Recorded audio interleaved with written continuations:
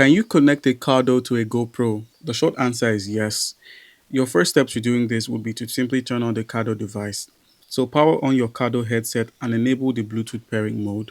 Once you have, go ahead and open up your GoPro wireless settings. So on your GoPro, head into your connections or wireless device settings and then simply turn on wireless connections. Once you've turned it on, go ahead and pair the Cardo with the GoPro by selecting Bluetooth audio and clicking on pair and selecting your Cardo headset as the device to pair with. Now, once you're done, go ahead and simply test your audio recording by recording a short test clip to check if your helmet audio is being captured. Once you have confirmed this, you can now also use the Bluetooth functionalities that are available on your GoPro camera.